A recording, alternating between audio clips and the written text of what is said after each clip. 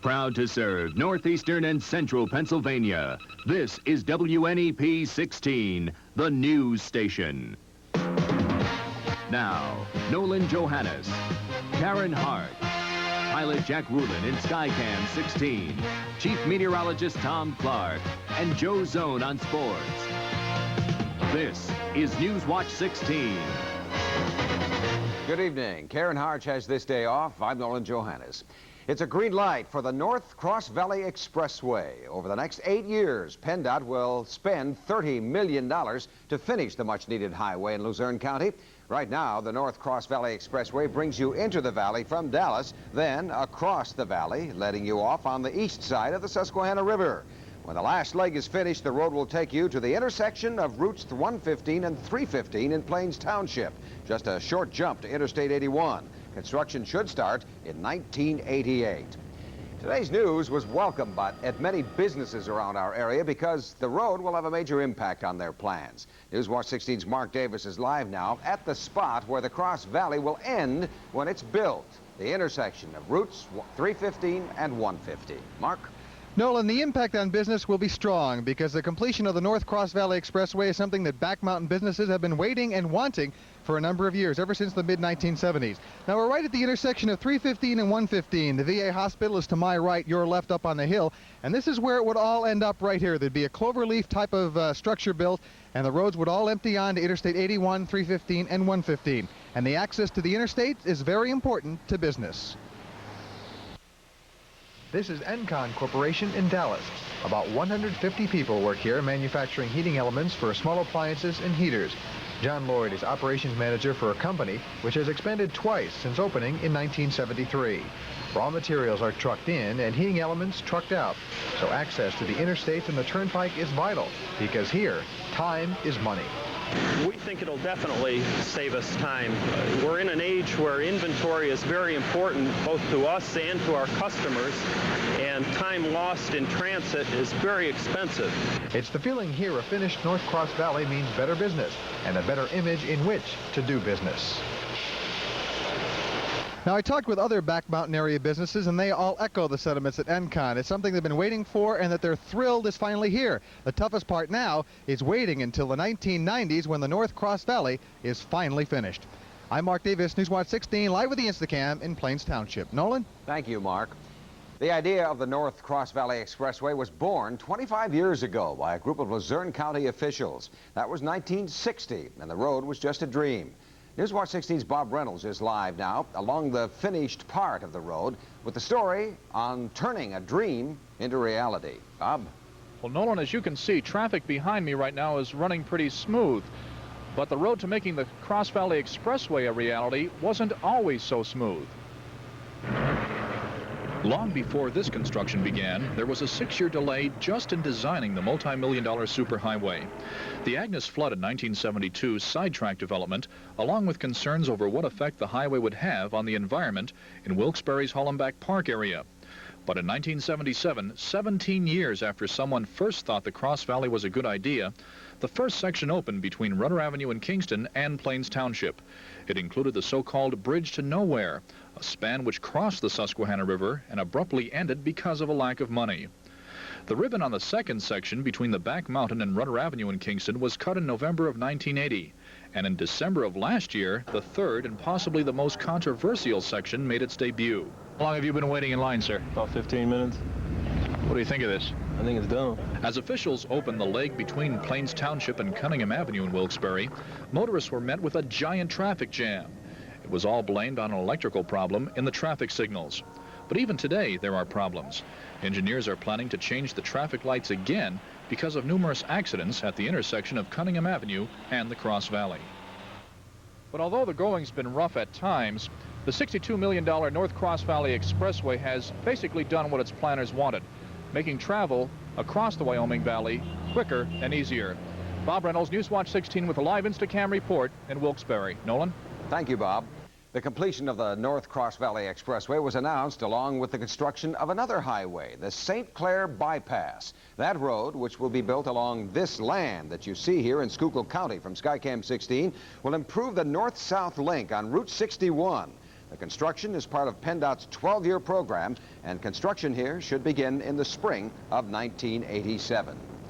A road that was finished almost 20 years ago and is one of the busiest in the state has a new name today. Newswatch 16's Valerie Devine says Interstate 80 is now called the Z.H. Confair Memorial Highway. They gathered to pay tribute to the former state senator who helped make Interstate 80 possible, the man called the father of the Keystone Shortway by those in his hometown of Berwick. Zender Confair died 3 years ago. He served 14 years in the Senate. Now Zender Confair has his name along the interstate he worked so hard to get. You can find 6 signs along Interstate 80 like this one at the Route 11 exit. For the late senator's wife, Cleo, the signs are a tribute she'll never forget. It's almost indescribable. It's just, we're just so grateful for all the people for this wonderful tribute that they've made to him. During speeches at the ceremony, friends talked about the late senator's efforts to fund the interstate, all to breathe life into the communities nearby. Dick Confair remembers his father's hard work and dedication. But he was probably, everyone would agree, the spark plug behind it. He was very persistent, and when he had an idea or was introduced to an idea that sounded very good to him, he would work his heart out for it. This ceremony has special meaning for Senator Confair's family and friends. As they put it, people usually aren't remembered for what they've done. It's nice when someone takes the time to say thanks. Valerie Devine, Newswatch 16, Columbia County. The Clinton County Commissioners have a $1 million check today from the Piper Aircraft Company. The firm, which moved last year to Florida, donated the money to bring in new industry into the Lock Haven area. The Commissioners will match the $1 million with federal money for industrial development to get more jobs for Clinton County people. Newswatch 16 continues with break-ins at several churches in Northumberland County. Plus, we'll tell you about some Pennsylvania firefighters heading west to battle those huge forest fires.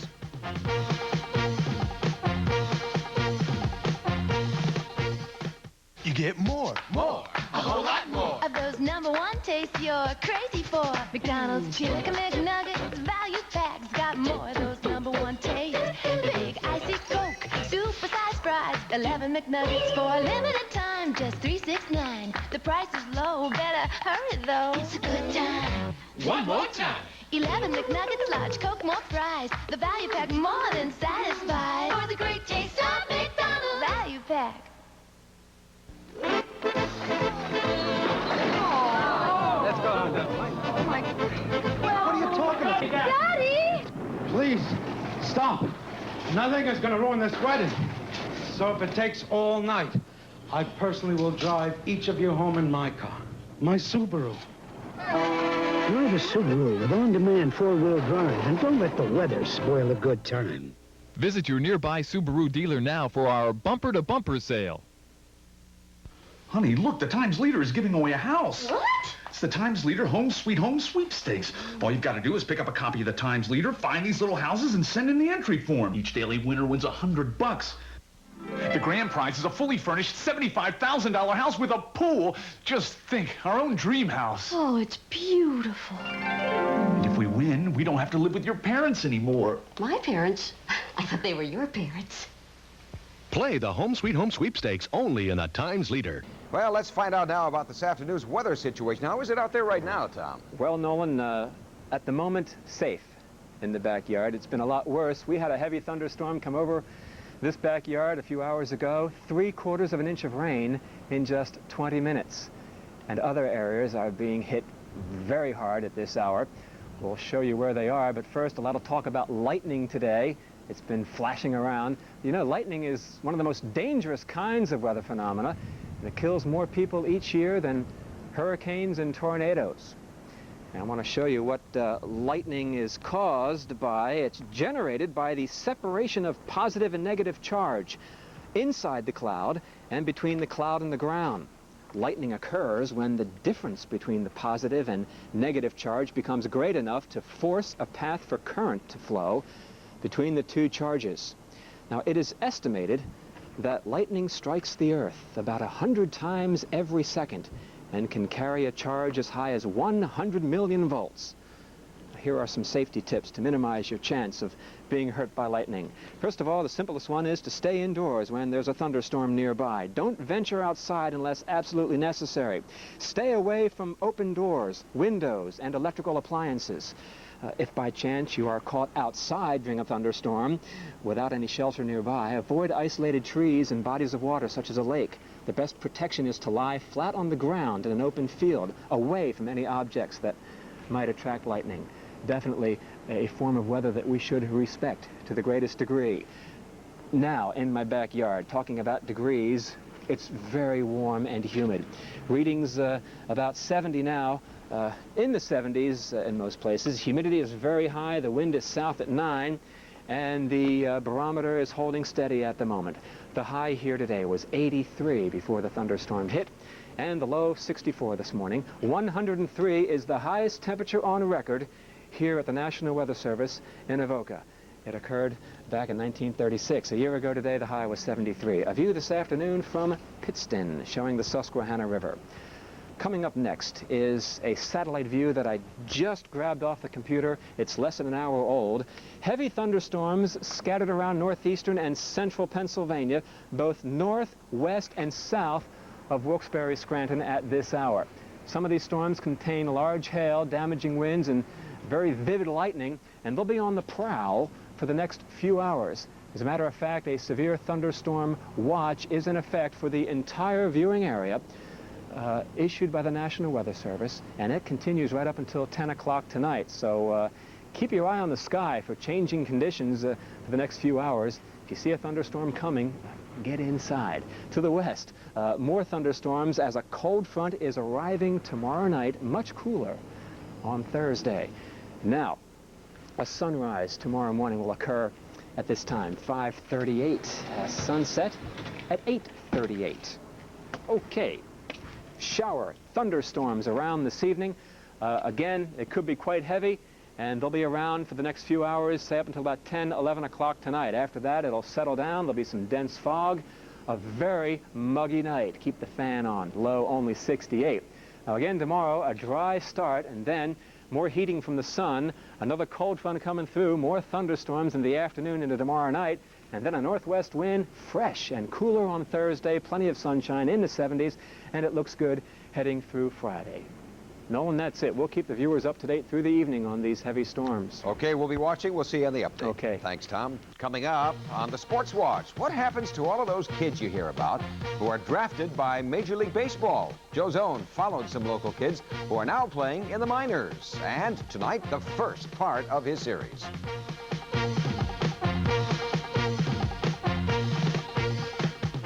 Normally, your Dodge dealer waits till September for his clearance. Come September, it's your Dodge dealer's end-of-the-year clearance. But cars and trucks keep rolling in. Come August, so it's now, your Dodge we put 8.8% financing on some great Dodge cars and trucks. 8.8 on selected Ram Tough Dodge pickups. 8.8 on the revolutionary front-wheel drive Dodge Lancer. Both backed by Dodge's 550 protection plan. All now, before the end of the year. Announcing the before the end of the year clearance. With 8.8, why wait? Here, hold my crush. Looks good. Yeah, real orange. Just hold it. When an orange crush is inside, your eyes get bigger, your mouth gets wider till those all-natural flavors are deep inside. Your crush is so irresistible, you can't keep a bottle full. Hey, my crush. I couldn't help myself.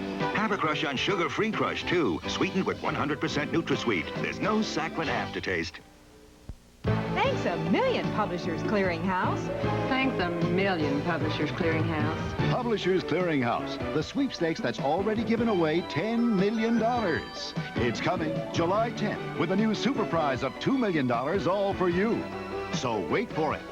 Watch for it till you see the sign, then enter, and you can join thousands of winners and say, Thanks a million, Publishers Clearinghouse. There's no place like our house. So, Joe, you were doing a little tracking down while I was on vacation, huh? We followed some kids. There are about a dozen from our area who are right now playing professional baseball in the minor leagues.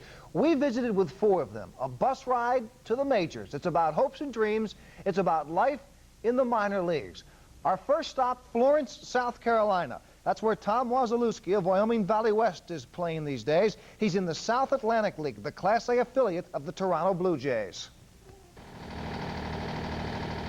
Tom spends a lot of time on a bus like this. You see, this is really what the minor leagues is all about. Oh, sure, they're down here learning fundamentals, how to hit and catch and bunt and steal and run. But really, the minor leagues is small town. They're learning about small town America. It is one small town after the next, one long bus ride after another.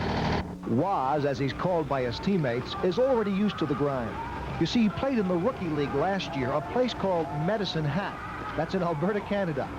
These 3-hour bus rides are a breeze compared to the 12-hour monsters of last season. I have family and friends and a fiance at home. And it's hard. It's hard being away. It's hard, you know, staying away from her and just talking to her on the phone and talking to my family and all my friends at home. Wasilewski is the starting pitcher. He throws a blazing fastball. It's the pitch that impressed the Blue Jays scouts and has him 7-4 in the South Atlantic League. That's a good record here, where the competition is tougher than Tom's ever been up against. You know, it's an older type player, more refined player. His skills are more refined, and the quality of baseball is better. All of these kids they are, 19, 20 years old, they all have the same goal. They all want to play with the Toronto Blue Jays, somewhere in the major leagues for sure. Listen to this. Of all of these kids here, if 2 make it to the big leagues, just 2, that's a lot. Florence manager Hector Torres, a former major leaguer, has seen a lot of these kids come and go. He knows what Tom needs to do to make it. Sometimes he gets out of whack and he starts walking people, or he tries to overthrow, and he starts getting behind hitters and walking people, and that's his only problem right now. And as soon as he irons that out, I think he's going to move up pretty quick. Is Toronto forever from Florence? No, I don't think so. As a player, I think that I've matured a lot, and I think I've improved a lot of parts of my game. Toronto's definitely my plans. You know, I feel I can pitch. I can pitch anywhere. And believe it or not, once you play, you're in the minor leagues and you play against the talent, and you see some of the big leaguers like I had a chance to do. I saw them in spring training. You realize that, you know, I'm an A-ball now, and the big leagues is, you know, a few steps away, but it's really not that far. It really isn't that far. An injury after his freshman year at Vanderbilt almost made Tom quit, but he stuck it out then. He's sticking it out now. It is, after all, as Wasilewski reasons, a once-in-a-lifetime opportunity. He'd be foolish not to get on that bus ride to the majors. And tomorrow we go into the Cleveland organization, their Class A team in Batavia, New York. We'll look at another local kid. Well, it's those 2 guys who went at it last year for the National League pennant, the Cubs against the Padres. They're still playing right now. 2 big shots in this game, both off the bat of Ryne Sandberg. Here's the first home run for him, a 2-run shot, 2-0, and later on another 2-run homer, 4-0. It's 6-3 Cubs right now, and they're in the 8th inning. Well, as Don Meredith himself would say, turn out the lights, the party's over. For Meredith, the party was the cushy ABC Monday Night Football job. The job is now Joe Namath's. Namath, well, you know his story. He keeps, well, Rune Arledge, who keeps calling to ask if he can hang out with me. He's the big gun at ABC News and Sports. Frank Gifford, all will work with Namath. Football. First of all, he's going to bring Joe Namath in there. And the way I feel about the game, my personality, my good humor, my good looks, all the good things that we know you all love. Herschel Walker won one of sports' most prestigious awards today. He was named the most valuable player of the United States Football League. That's like being named the social director on a tugboat. Walker was the unanimous choice. That's all of it. Give tonight your best shot, and I'll see you at 11 o'clock. Oh, Joe, you just leave us laughing every day, don't you? Huh? Some of those young kids might be appearing in a Scranton-Wilkes-Barre team someday, right? You have got that right. Okay, pal. Thank you. We'll see you in the update. Newswatch 16 continues with Lithuanians honoring their patron saint at the Anthracite Museum. We'll have that story in a moment.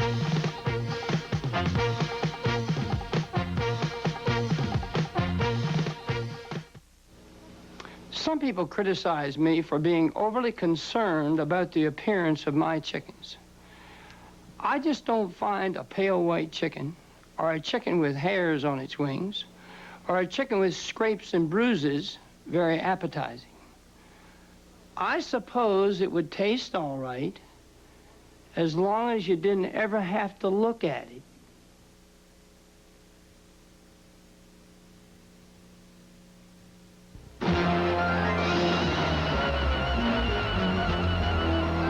luxury imports coming to America are going to have a stormy time. Buick has been a luxury leader for 82 years. Our newest is the front-wheel drive, fuel-injected Buick Park Avenue. The storm may never be over for imports trying to look American, because an original will be rocking the boat. This year we'll place a mustache on your face, so luscious and creamy, it's Hires great taste. This year we'll place Hires foam on your face. Hires is creamy and luscious, a flavor so good it's a smash. Hires true root beer taste will convince you to put on a luscious, creamy mustache. This is your year for a Hires mustache. And with 100% NutraSweet, sugar-free Hires will look great on you. Finally tonight, the rich and colorful ethnic history of our area will soon be put on exhibit in Scranton for all to see. And today, an advance contribution came from a Lithuanian group. The newly sculptured but traditional Lithuanian wayside cross was presented to the Scranton Anthracite Museum by members of the Knights of Lithuania from the Scranton area. It features all the sacred images usually seen along Lithuanian roads and pathways in honor of Jesus, Mary, and the saints. This shrine will be featured all next year during the Scranton Museum's ethnic exhibit titled Anthracite People. The shrine was built in honor of St. Casimir's 500th anniversary. St. Casimir is the patron saint of the Knights of Lithuania.